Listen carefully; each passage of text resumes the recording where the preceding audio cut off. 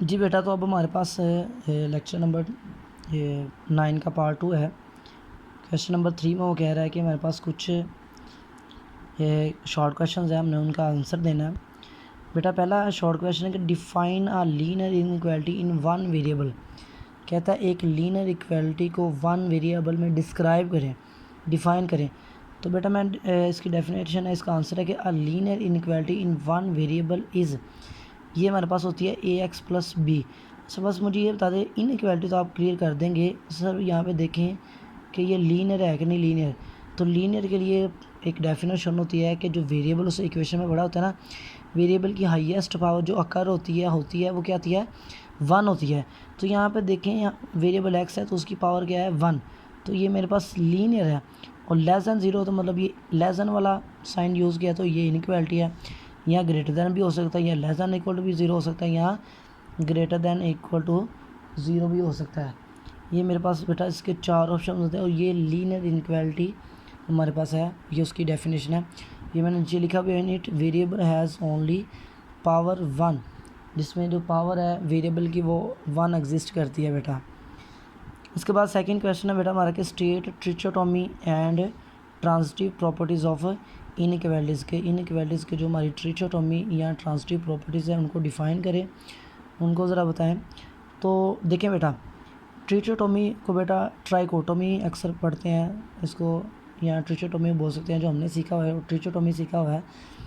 तो अब इसको ट्राइकोटोमी भी अक्सर लोग पढ़ते हैं, तो अब इसको देख सकते इस तरह से भी। ट्रिचोटोमी प्रॉपर्टी है कि कहता है फॉर एनी, अगर हमारे पास वो कहता है कि A B belongs to real number, कहता है रियल नंबर के सेट में से अगर हमारे पास 2 नंबर्स ले लिए जाएँ, 2 एलिमेंट्स ले लिए जाए ना, देन कहता है one and only one statement will be true.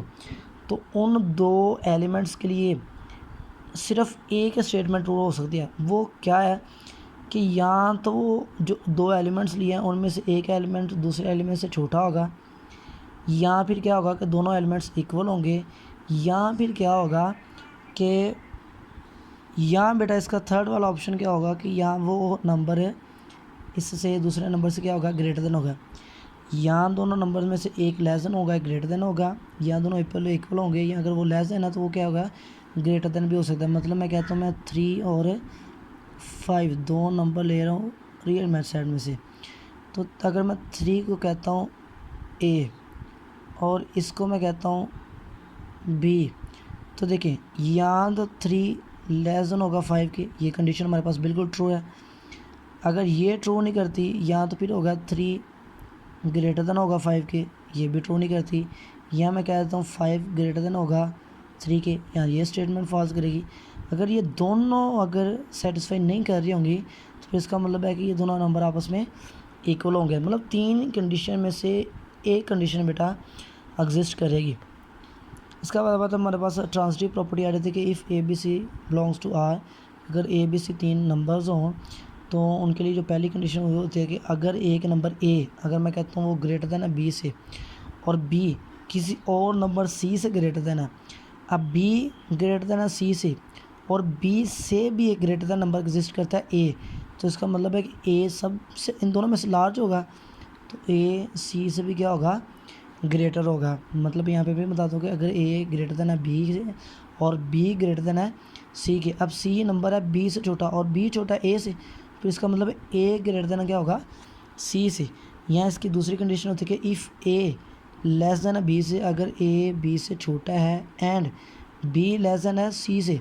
अब इन कंडीशन को इसका हिसाब लगाएं तो यहाँ से अगर बी ए बी से छोटा है और बी किसी और नंबर से छोटा है, तो फिर ए यहाँ पे हमें नज़र आ रहा है कि ये जो सी है ये ए से भी बड़ा होगा और सी से भी बड़ा होगा। मतलब ए बी दोनों छोटे होंगे सी से, तो इसका मतलब है फिर ए क्या होगा, लेस देन होगा सी से।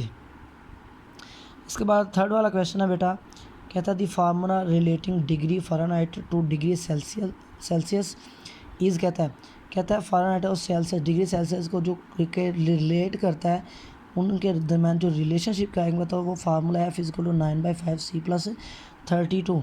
कहता है फॉर वट वैल्यू ऑफ सी की किस वैल्यू के लिए जो हमारे पास एफ़ है ना ये नेगेटिव हो जाता है, ये हमारे पास लेस देन 0 हो जाता है। तो अगर हमारे पास एफ़ लेस दैन ज़ीरो होना चाहिए तो फिर एफ़ लेस दैन ज़ीरो अगर हमने ये प्रूव करना है किस सी के किस वैल्यू के लिए, तो हम क्या करेंगे, जो एफ़ है ये वाला एफ़ जिसके इक्वल है, इस सारे नंबर को हम लेस दैन क्या कर लेंगे, ज़ीरो के प्रूव इक्वल ले लेंगे। मतलब इसको ये हमने प्रूव करवाना है ना बेटा, एफ़ लेस दैन है ज़ीरो के, तो एफ़ हमारे पास ये था सारा, हमने लिख दिया ये सारा जो नंबर एफ़ के इक्वल है ये लेस दैन हो गया होगा ज़ीरो।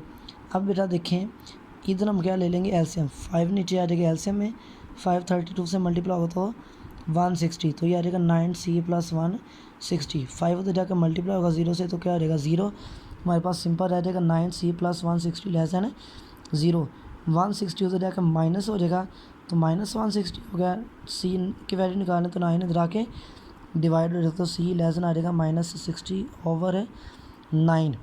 जी बेटा, तो ये वो नंबर है जिसके लिए एफ़ हमारे पास क्या हो जाता है, नेगेटिव हो जाता है।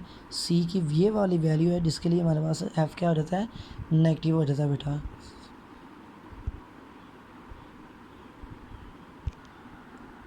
जी बेटा, तो अब ये हमारे पास लास्ट वाला पार्ट है, इसके अलावा बेटा 3 क्वेश्चन और हैं, वो 3 क्वेश्चन जो हमने एक्सरसाइज तीनों में पढ़े हो ना, वो बिल्कुल सेम टू सेम वैसे ही हैं, आपने वो खुद ही करने हैं।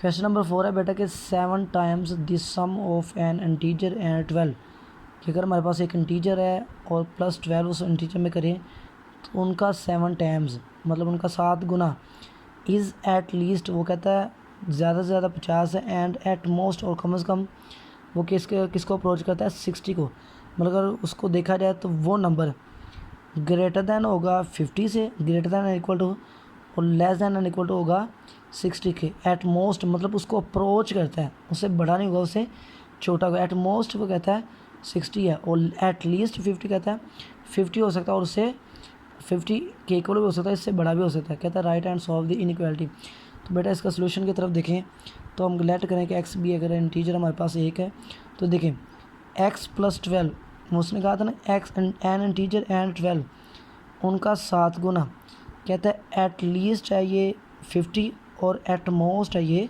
60। तो ये हमारे पास एक मैथमेटिकल कंडीशन बनती है, एट लीस्ट के लिए greater than and equal to आ गया, और एट लीस्ट एट मोस्ट के लिए less than and equal to आ गया। अब यहाँ से हमारे पास दो इनइक्वालिटी आ गई, दोनों इनइक्वालिटीज़ को हमने बेटा अलग अलग कर लेना है। ये मेरे पास आ गई 50 less than equal to 7 into x plus 12, इसको सॉल्व करें तो हमारे पास आंसर आता है -34/7, x greater than equal to -34/7। और दूसरी इनइक्वालिटी हमारे पास ये है, 7 को अंदर मल्टीप्लाई करवा देंगे, 60 84 उधर जाकर माइनस हो जाएगा, -24 7 इधर आके डिवाइड हो जाएगा। तो ये मेरे पास एक लेस दैन के लिए सोल्यूशन आ गया और ये एक ग्रेटर दैन के लिए सोल्यूशन आ गया। इन दोनों सोल्यूशन को कंबाइन किया तो ये मेरे पास उसका सोल्यूशन सेट आ गया।